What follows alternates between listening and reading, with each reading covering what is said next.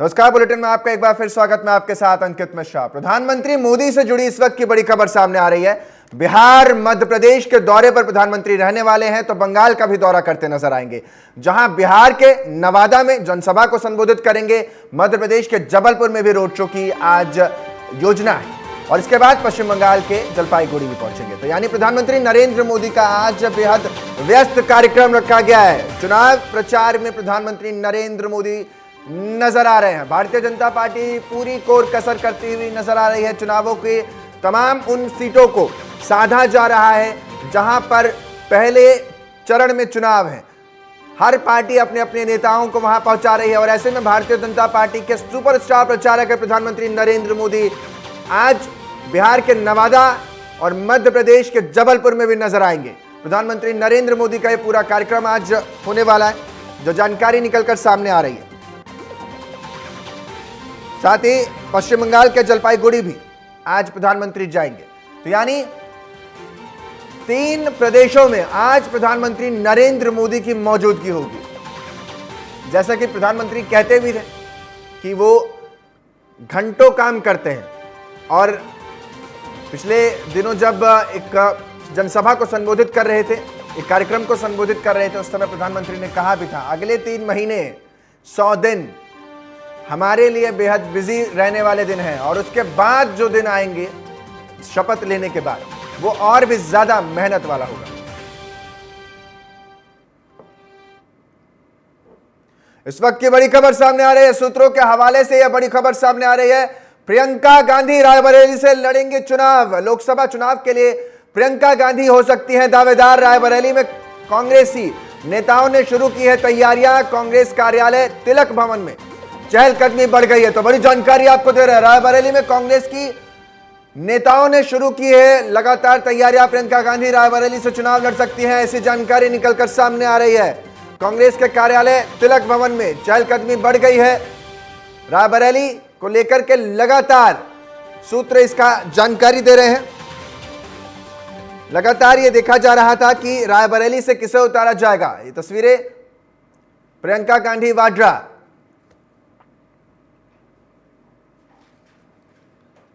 तो ये बड़ी जानकारी आपको दे रहे हैं।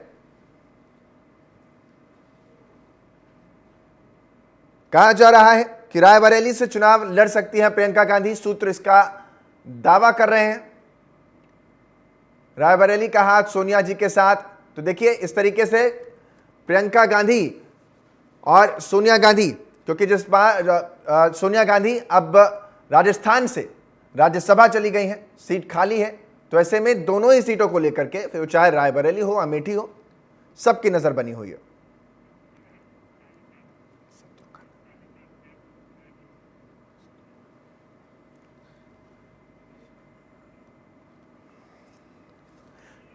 मेरे साथ इस वक्त शत्रुघ्न सोनकर नगर पालिका अध्यक्ष हमारे साथ रायबरेली से जुड़ गए हैं।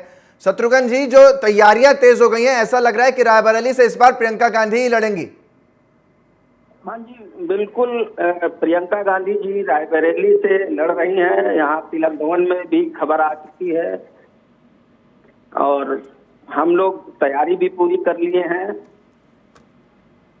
बड़ी जानकारी दे रहे हैं शत्रुघ्न आप कि प्रियंका गांधी रायबरेली से लड़ने जा रही हैं, आप पुष्टि कर रहे हैं इस बात की? हाँ जी, हाँ, रायबरेली से प्रियंका गांधी जी चुनाव लड़ने जा रही हैं और यहाँ का मतदाता भी बहुत उत्साहित है प्रियंका गांधी जी के चुनाव लड़ने से और भारी मतों से इनकी जीत होगी। जनता स्वयं उनका चुनाव लड़ेगी। ये यहाँ की जनता हमेशा गांधी परिवार के साथ रही है और गांधी परिवार का रिश्ता जो है रायबरेली की जनता से हमेशा पारिवारिक रिश्ता रहा है। आप लोगों की तैयारी क्या है, क्योंकि आप कह रहे हैं हम तैयारियां कर रहे हैं, तो तैयारी किस बात की चल रही है? मुझे थोड़ा सा इसकी भी जानकारी दर्शकों को दीजिए। चल रही है बूथ स्तर पर जो है हमारे कार्यकर्ता बिल्कुल तैयारी कर चुके हैं और चुनाव लड़ने की कमर कस लिए हैं। बिल्कुल हम लोग चुनाव प्रियंका जी को पूरा देश देखना है तो उनको देश में जाकर के प्रचार करने के लिए हम लोग करेंगे। चुनाव तो हम लोग लड़ेंगे और जनता यहाँ की लड़ेगी। एक जो सवाल निकलकर सामने आ रहा है, क्योंकि जिस तरीके से कहा जा रहा है कि पहले लगातार हमने देखा है कि रायबरेली सीट पर, ये वो सीट है जो आपका गढ़ माना जाता है कांग्रेस पार्टी का, खासतौर पर सोनिया गांधी यहां से लड़ती हैं, तो क्या वही प्यार, वही अपार वोटों की संख्या प्रियंका गांधी वाड्रा को मिलेगी? बिल्कुल, जिस तरह से सोनिया गांधी जी को प्यार और लोग चाहते थे, उसी तरह से प्रियंका गांधी को भी चाह रहे हैं, रायबरेली की जनता चाह रही है। और रायबरेली की जनता इतना ज्यादा उत्साहित है गांधी परिवार के चुनाव लड़ने से, क्योंकि अभी तक ये लग रहा था कि चुनाव गांधी परिवार से कोई नहीं लड़ेगा, लेकिन हम हमेशा रायबरेली की जनता मांग करती रही है कि नहीं, गांधी परिवार से कोई चुनाव लड़े। और खासकर प्रियंका गांधी के लिए ज्यादा हम लोग प्रयासरत थे, और प्रियंका गांधी ने जो है स्पष्ट कर दिया है कि रायबरेली से चुनाव लड़ेंगी, और चुनाव लड़ के वो इतने भारी मतों से जीतेंगी, क्योंकि जनता स्वयं उनका चुनाव लड़ेगी, कार्यकर्ता स्वयं चुनाव लड़ेगा। इसलिए जो है रायबरेली की सीट पूरे उत्तर प्रदेश, भारत में सबसे ज्यादा मतों से रायबरेली की सीट निकलेगी। शत्रुघ्न जी, एक तरफ तो प्रियंका गांधी का रायबरेली से आप बता रहे हैं, और जिस तरीके से रॉबर्ट वाड्रा ने भी बयान दिया था, तो क्या अमेठी से रॉबर्ट वाड्रा या राहुल गांधी का भी नाम सामने आ सकता है आगे चलकर? जी, अब ये तो शीर्ष नेतृत्व तय करेगा कि अमेठी से किसको लड़ाना है। शीर्ष नेतृत्व जिसको भी लड़ाएगा, अमेठी की भी सीट जीतेंगे हम लोग। कांग्रेस पार्टी का जो भी प्रत्याशी होगा, आदरणीय राहुल गांधी जी होंगे, तो वो भी जीतेंगे जी। और अगर वाड्रा साहब आते हैं तो वाड्रा साहब को, चलिए, मतलब आप लोग स्वागत करेंगे। शत्रुघ्न जी, बहुत बहुत शुक्रिया तमाम जानकारी देने के लिए। देखिए शत्रुघ्न जी नगर पालिका अध्यक्ष जुड़े हुए थे, जो साफ तौर पर करें कि प्रियंका गांधी ही रायबरेली से लड़ने जा रही है। तो अगली खबर की तरफ लिए चलते हैं। टिहरी संसदीय सीट से कांग्रेस प्रत्याशी ज्योत सिंह गुनसोला का मसूरी पहुंचने पर कांग्रेस कार्यकर्ताओं और स्थानीय लोगों ने भव्य स्वागत किया है। इस मौके पर टिहरी संसदीय सीट से कांग्रेस प्रत्याशी ज्योत सिंह गुनसोला ने कहा कि जनता परिवर्तन का मन बना चुकी है और यह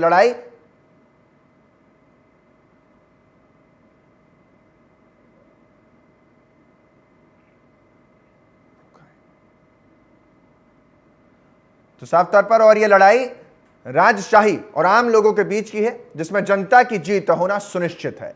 उन्होंने आगे कहा कि जिस तरह से उन्हें पहाड़ से लेकर मैदान तक अपार जन समर्थन मिल रहा है, उससे तय है कि टिहरी संसदीय सीट पर कांग्रेस पार्टी विजय का परचम लहराएगी और जीतकर इस बार ये तीनों सीटें, या यूं कहें पांचों सीटें लेकर पार्टी का वर्चस्व बढ़ाएगी। भाई, जब नामांकन किया था तब थोड़ा सा लग रहा था कि यार ये जनता का मन क्या होगा, कैसे हम इस पर आगे खरा उतर पाएंगे। लेकिन उसके बाद जब मैंने 2-3 राउंड लगाने शुरू किए, लोगों के बीच में जाना शुरू किया, पहले कांग्रेस के कार्यकर्ताओं को मजबूत किया, फिर लोगों के पास जाना शुरू किया, तो लोगों का अपार स्नेह मुझे मिल रहा है। अब वो वजह क्या हो सकती है मैं नहीं कह सकता हूँ। वजह शायद ये दिख रही है कि इस सीट पर और इस देश में परिवर्तन की लहर आ गई।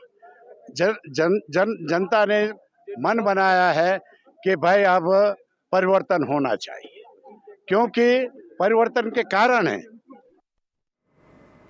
भारतीय जनता पार्टी के न्यू ज्वाइनिंग कमेटी के संयोजक डॉक्टर नरोत्तम मिश्रा ने कहा है कि बीजेपी न्यू ज्वाइनिंग में रिकॉर्ड बना रही है। एक दिन में 1,26,000 कांग्रेसियों ने बीजेपी की सदस्यता ले ली है, जो कि रिकॉर्ड है। पिछले 3 महीने में कुल 2,58,523 कांग्रेसियों ने भारतीय जनता पार्टी की सदस्यता अब तक ले ली है।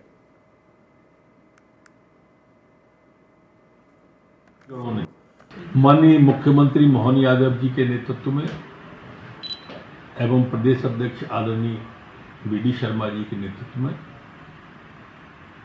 आज भारतीय जनता पार्टी ने ज्वाइनिंग का इतिहास रचा है। आज कांग्रेस समेत सामाजिक संगठन और अधिकारी गणों ने मध्य प्रदेश के अंदर एक दिन में 1,26,000 लोगों ने भारतीय जनता पार्टी में शामिल हुए। निवाड़ी तिगेला चौकी के सामने पिकअप और ट्रक की जोरदार टक्कर हुई और इस टक्कर लगने से एक युवक की मौके पर ही मौत हो गई है और एक गंभीर रूप से घायल बताया जा रहा है। घायलों को इलाज के लिए अस्पताल में भर्ती कराया गया है। मौके पर पहुंची पुलिस ने शव को पोस्टमार्टम के लिए भेज दिया है। मामले की कार्रवाई में आगे पुलिस जुट गई है। तो पुलिस ने जांच लगातार शुरू कर दिया। तस्वीरें आपको दिखा रहे हैं, जो ये टक्कर थी इतनी भीषण थी कि इसमें एक युवक की जान चली जाती है और दूसरा व्यक्ति घायल बताया जा रहा है। तो आपको अगली खबर की तरफ लिए चलते हैं और बताते हैं कि कैसे सीधी में प्रत्याशी डॉक्टर राजेश मिश्रा के जन समर्थन में आयोजित स्थानीय सम्राट चौक पार्किंग में जनसभा आयोजित हुई थी, जिसमें केंद्रीय रक्षा मंत्री राजनाथ सिंह भी शामिल हुए। वहीं उन्होंने कहा कि पीएम की सोच है कि लोकसभा और विधानसभा का चुनाव एक साथ होना चाहिए, जिससे भारत का लोकतंत्र और मजबूत होगा। कांग्रेस इसका विरोध करते हैं। 2014 में जब से मोदी की सरकार बनी है तब से तेजी से विकास हो रहा है। अर्थव्यवस्था के मामले में पहले 11वें स्थान पर खड़ा भारत अब दुनिया के देशों में हमारा 5वां स्थान बनाकर हमने अपने आप को सबके सामने, या यूं कहें पूरी दुनिया के सामने खड़ा किया है।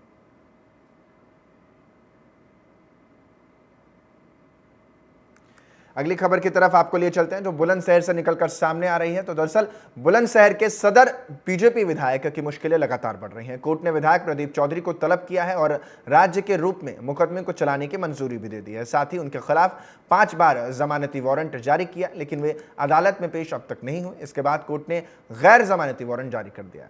इस पर अदालत ने एसएसपी और राज्य चुनाव आयुक्त को पत्र जारी कर विधायक के चुनाव प्रचार पर भी पूरी तरह रोक लगा दी है।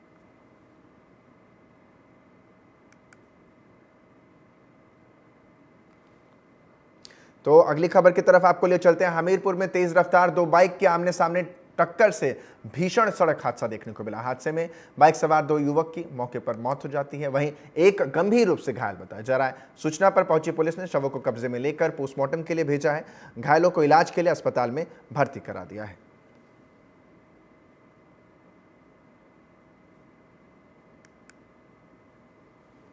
ये सूचना मिली थी कि स्वासा के पास रोड ट्रैफिक एक्सीडेंट हुआ है तथा एम्बुलेंस के द्वारा 3 लोग हमारे यहाँ अस्पताल में लाए गए हैं, जिनमें से एक शुभम हजारिया जिनको दाहिने पैर में और हाथ में चोट लगी है। स्थिति गंभीर बनी हुई है। प्राथमिक उपचार करके उनको रेफर किया गया है तथा 2 लोग जीतू सन ऑफ वृंदावन और विमल सन ऑफ देशराज, ये लोग मृत अवस्था में अस्पताल लाए गए हैं। खरगोन जिले के कसराबाद थाना क्षेत्र इलाके में 2 भाइयों ने खाना बनाने को लेकर हुए विवाद में अपने ही पिता की ईंट पत्थरों से हमला करके हत्या कर दी। हत्या कर दोनों आरोपी मौके से फरार हो जाते हैं। सूचना मिलने पर पहुंची पुलिस ने शव को पोस्टमार्टम के लिए भेज दिया है। फरार आरोपियों की तलाश में लगातार दबिश देती हुई नजर आ रही है पुलिस। रात में करीब 10:30 बजे की घटना है। नया नगर बालसुगंध में मृतक राजू मेड़ा जो भिल समाज से है, इनके 2 लड़कों के साथ में ये अपने घर पे निवास करता था। रात में खाना बनाने की बात को लेकर के इनके बीच में विवाद हुआ था और मृतक के दोनों लड़कों ने, लखन और किशन नाम के 2 लड़के हैं, इन दोनों लड़कों ने उनके साथ ईंट और पत्थर से वार किया था। सिर पे चोटें थी, जिससे कि राजू की वही स्पॉट पे मृत्यु हो गई थी। सूचना मिलने पर मैं और एसडीएम साहब रात में मौके पहुंचे थे पूरी टीम के साथ में, और रात में इसमें अपराध कायम कर लिया है। 302 के तहत अपराध पंजीबद्ध किया गया है। मृतक की बॉडी मर्चुरी में रखवा दी थी रात में ही। आज उसमें पीएम कराया जा रहा है। आरोपियों की गिरफ्तारी के प्रयास कर रहे हैं। सीएम धामी आज उधम सिंह नगर में नानकमता डेराकार सेवा पहुंचेंगे, जहां उन्होंने बाबा तरसेम सिंह की आत्मा की शांति के लिए आयोजित श्री अखंड पाठ साहिब में हिस्सा लिया और बाबा तरसेम सिंह को इस मौके पर श्रद्धांजलि भी दी है। अखंड पाठ साहिब में हिस्सा इस मौके पर मुख्यमंत्री ने लिया है।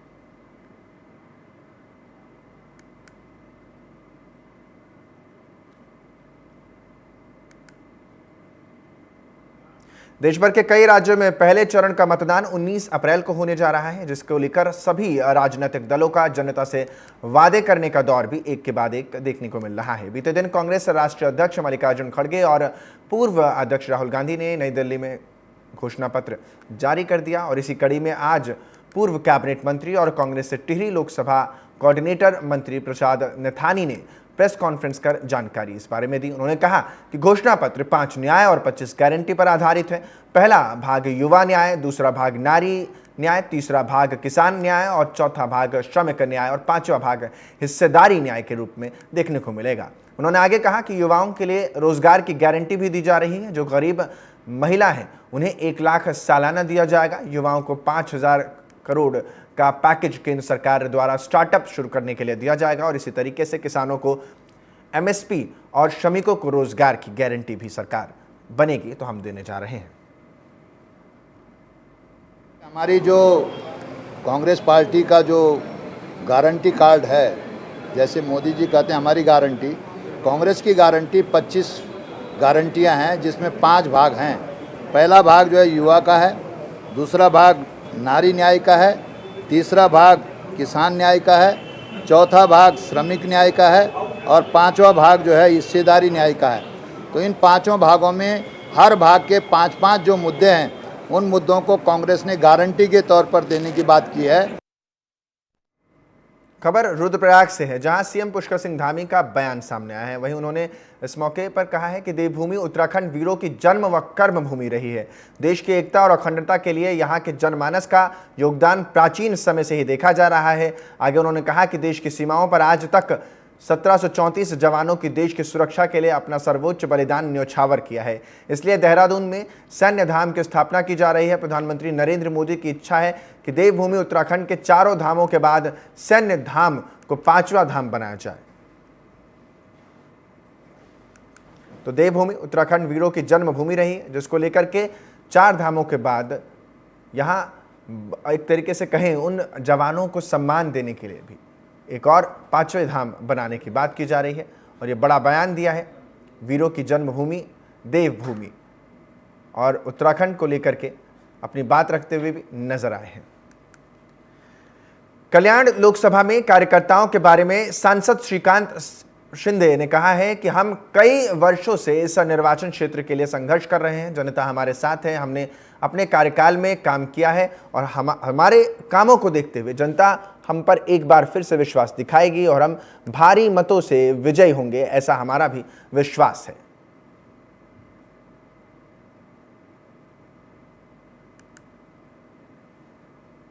हरियाणा सरकार ने आम आदमी पार्टी के अपमानजनक भाषण के आरोप पर कैथल के एसडीएम को निलंबित कर दिया। वहीं निलंबन की अवधि के दौरान प्रकाश का मुख्यालय चंडीगढ़ में हरियाणा सरकार के मुख्य सचिव के कार्यालय में रहेगा और वो मुख्य सचिव की पूर्व अनुमति के बिना मुख्यालय नहीं छोड़ेंगे। आम आदमी पार्टी के लोकसभा प्रत्याशी को चुनावी जनसभा की परमिशन में अपशब्द लिखा है, जिसको लेकर सरकार ने कार्रवाई करते हुए एसडीएम को सस्पेंड कर दिया। वहीं इससे पहले 5 कर्मचारी भी सस्पेंड किए जा चुके हैं।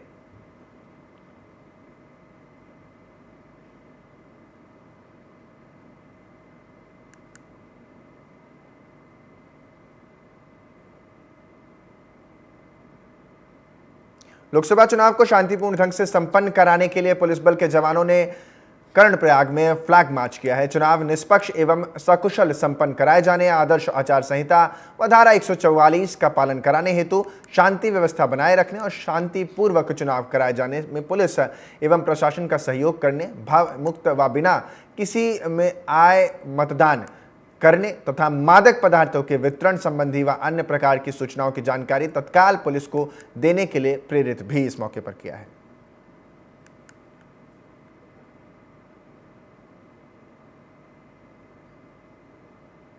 सिवनी जिले के मंडला लोकसभा सीट की केवलारी विधानसभा में आगामी 8 तारीख को राहुल गांधी का आगमन होने जा रहा है। केवलारी विधानसभा क्षेत्र के धनोरा तहसील में कांग्रेस पार्टी बड़ा चुनावी आयोजन करने जा रही है और इस कार्यक्रम में राष्ट्रीय नेता राहुल गांधी और 8 तारीख को आ रहे हैं। कांग्रेस पार्टी जो तैयारी कर रही है इसका जायजा लेने कांग्रेस पार्टी के राष्ट्रीय सचिव और मध्य प्रदेश लोकसभा चुनाव से प्रभारी संजय कपूर कार्यक्रम स्थल पर पहुंचे हैं। इस दौरान उन्होंने मीडिया से बात करते हुए बताया कि लोगों में काफी उत्साह भी देखा जा रहा है और केवलारी, लखनादौन विधानसभा सहित आसपास के अधिकांश लोग कार्यक्रम में शिरकत करते भी नजर आएंगे। कि केवलारी और लखनादौन 2 विधानसभाओं के मध्य में धनौरा में परसों 8 तारीख को 12 बजे का कार्यक्रम हमारे नेता राहुल गांधी जी का बना है और जो चुनावी जो माहौल है उसमें मैं समझता हूँ मध्य प्रदेश में पहली मीटिंग है उनकी लोकसभा 2024 के चुनाव की और मुझे पूरा विश्वास है लोगों में बहुत उत्साह है। रायपुर में प्रदेश में मौसम का मिजाज बदलने की संभावनाएं जताई जा रही हैं। कई इलाकों में हल्की बारिश होने के भी आसार हैं। मौसम विभाग के मुताबिक आगामी दिनों में तापमान में गिरावट दर्ज की जा सकती है और इसकी संभावनाएं जताई जा रही हैं, जिससे तेज धूप और भीषण गर्मी से लोगों को खासतौर पर राहत मिलने के आसार नजर आ रहे हैं। तो मौसम का मिजाज बदलने वाला है और खासतौर पर राहत की सांस रायपुर के निवासी लेने वाले हैं। हल्की बारिश होने के आसार भी जताए जा रहे हैं। मौसम विभाग ने तापमान में गिरावट की संभावनाएं इस मौके पर दर्ज कराई हैं कि आगे चल करके मौसम और ज़्यादा ठंडा होगा। लगातार जिस तरीके से गर्मी का सितम इलाके में देखा जा रहा था, उसके बाद ये राहत भरी खबर रायपुर के निवासियों और वासियों के लिए।